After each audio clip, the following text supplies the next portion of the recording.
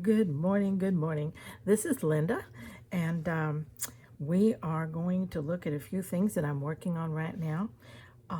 My newest quilt project, which is utilizing slow stitch pieces we've already made. My blocks are starting out at 8 by 8. I have a piece of batting on the back. I'm using a different ticking fabric as a foundation, and then I'm using pieces right now that I have already made, and when I run out of those, then I will be making some specifically for these blocks. But right now, I'm going to be utilizing those, and they are going in approximately a 6.5 inch square in the middle of the 8 inch square. And so this is my first one that I finished, that I did of one of the snippet trees, and then I put the little pieces around it and sewed it on. So that square is finished. The second square is on a different type of ticking as a foundation fabric. It again is approximately 6.5 inches. Now, not all of these are exact, but that gives me room, that 6.5 inches, that when I put these squares together, I have room to put a sashing down between them. So this is another piece that I already had finished. So I simply put that on there. And again, it's on a batting background. And that was just a slow stitch collage piece. As you can see, it's just, let me snip a couple of strings here I don't need. Okay. Yeah. And just use different little pieces together, collage them together, okay? Again, I took a piece of scrap and went around the edges to catch those, okay? All right. Now this is the third one, and I'm working on it. This one was already finished too, was a little bit larger than I needed, so I just trimmed off some from the top, and I'm working on that. Right now I'm working on sewing down this part right here, and I have this piece to go. And I believe I'm going to do it with this scarf piece here. I believe that I'm going to just fold that and make that my bottom piece. It's a different color, but it sets off those tones that are in it, and I like that little bit of contrast. So I think that's going to be pretty there. So I'm almost finished with my third block. Again, on batting. And if I were to put these two together like this, you could see that I would have room for some sashing down through there. Okay, now what exactly I'm going to use for sashing, I'm not sure yet. I had thought at first a real scrappy one, but I'm kind of leaning away from that right now, but I don't know yet what I will use. So we'll have to wait and see when I get to that point. So already I have almost 3 of these 8-inch blocks ready to go. And as you know, I said I would put them on 3 different background fabrics. One was the solid tan, and then there was 2 different ticking fabrics that I'll be using. And so they'll be going together something like that, okay? All right, well, that's moving along. Now, let's talk about making gifts. How full is your gift basket? Gift shelf, gift drawer. If you're like me, you make up gifts all along and you keep a stash of them. And they're always there and handy when you need them. I like, for instance, this little thing right here. It is tied with a little scrappy scarf, which is just wrapped around it. This one is not attached. On the front it says, "You got this." It's very scrappy. Inside there's a little pocket, and then there's just a couple of pages for, well, I pinned it together, for our pins, needles. So it's a little needle keeper. And another little pocket back here. Back here it says, take courage, and a friend is worth 1,000 stitches. So this I'm saving to go to someone special who may be in a low part in life. And she could use a little needle keeper and a little encouragement at the same time. So we'll just loosely tie that like that. That's going in the gift basket. Then here's one. Now this tie is sewn so that you can't lose it. It stays with it all the time. It's a little bit bigger. It's about a 5 by 5. Very scrappy, done with scraps. Again, a different needle keeper. A pocket here.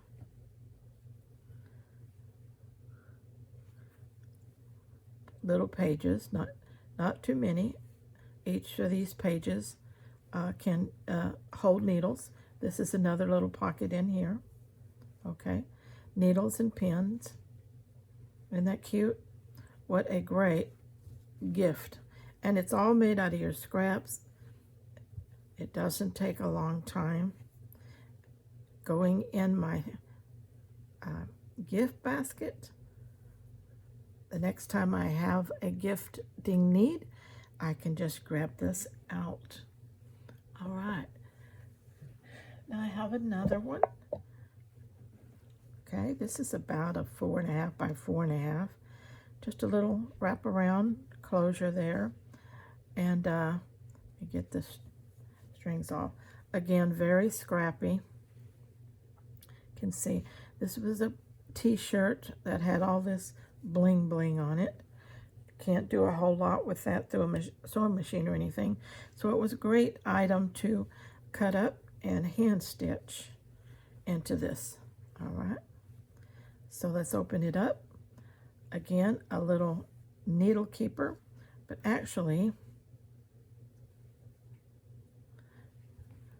I opened it upside down.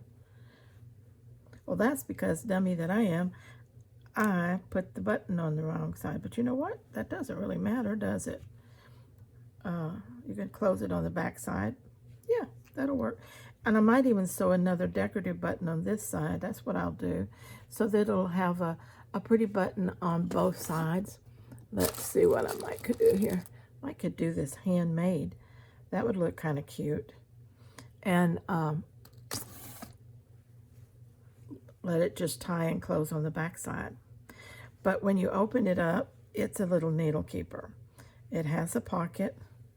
It has a short needle flap and a big one that you can do from both sides. All right, isn't that cute? I love that. All right, got to remember to put that second button on there for embellishment. Isn't that cute? I'm working on another one. Okay, just a solid piece of fabric. Now, I'm going to make several, be mass making like several of these in this size, which is 5 by 10. So when I fold it over, I've got approximately a 5 by 5 little booklet. And so a piece of fabric scrap that big is plenty big enough. I put that on a piece of batting, okay, and I do my embellishment of my front or whatever I'm going to put on my back while it's in this state, just the front fabric and the batting. And then I will come in with, and I may use oh, I don't know. I think I had, no, not that one. Well, whatever fabric that I use across here, I will sew that in by hand. But that's where I will put my pockets. And then I will put a signature in if I'm going to make a little needle case out of it or we'll add the ribbon where you slip the sticky note down in it if I'm going to do that. And I'm going to make a couple that are just decorated with pockets on both sides for a tea keeper, you know, something you can carry, like your little coffee holder things and your little tea bags and your sugar and just whatever you wanted on that, for a little beverage thing to carry around in your purse. I think that would be cute. I'm also thinking about putting the pocket only on one side with the tea and thing on it, and doubling the batting on the other side so that when you open it up, you have a little cup cozy. You can put your cup on this side, and this side will be holding your tea and stuff underneath. But you can open it up and have a little mug rug type thing like that. Wouldn't that be cute? Then close it back up.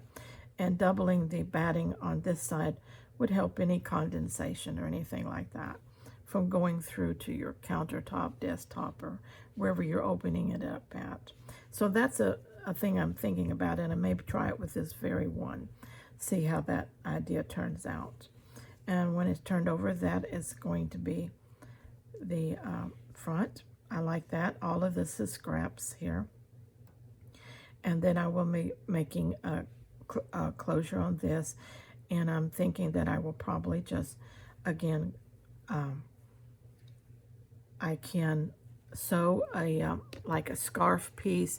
Let's say this was long enough and I was going to use it. I could put that back here, sew that piece on, and even when I opened it up, it would still be flat. I could still set a cup or a glass or whatever I'm using there on it, okay? That would not be a hindrance that way.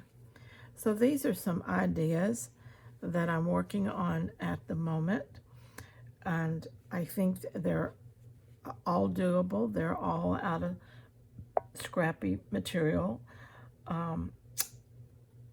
The majority of it is hand sewn.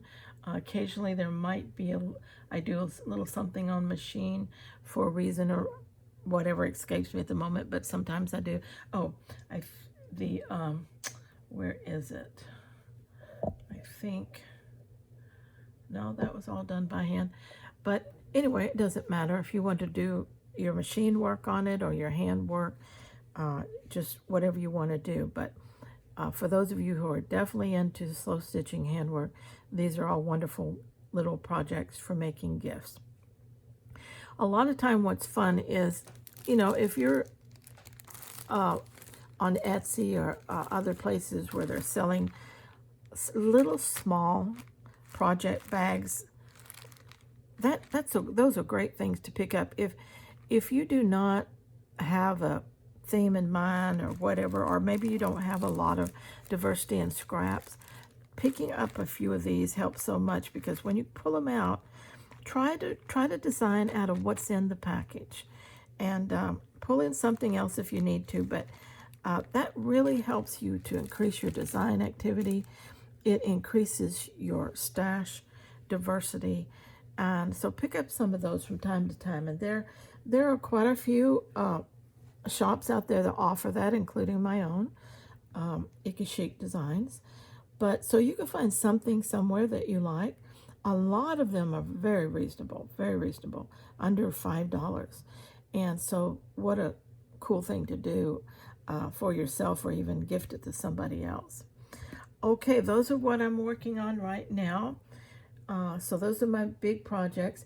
I am going to be going over and finishing my little owl quilt wall hanging. And so probably in the next video or two, I'll be showing you that. I am going to record the next segment of my book, Crossing the Chasm. I know there's been a big gap since the first installment, and I apologize for that. But this medical issue I'm having with my back right now is really, really messing with my good intentions and my ability to do a lot of things. And but I'm still working at it and still trying to get that done. For those of you who are interested, I'm still undergoing MRIs and things like that, trying to get the final assessment as to what I'm going to do. And it's looking right now like I might do a surgical procedure, which I did not want to do, but nothing is improving on its own, and in fact it's getting worse. So even though that's not a wonderful option, that's kind of where I'm leaning right now. So I will keep you up on that. Meantime, what do? We face life like it is. We take it on head on, and we work with it. We stay positive, and one of the ways we can stay positive is to stay active, stay creative, and definitely stay scrap happy. So till next time, everyone, take care, stay safe, and please come back and visit me and drop me a note in the comments. Let me know how life is treating you.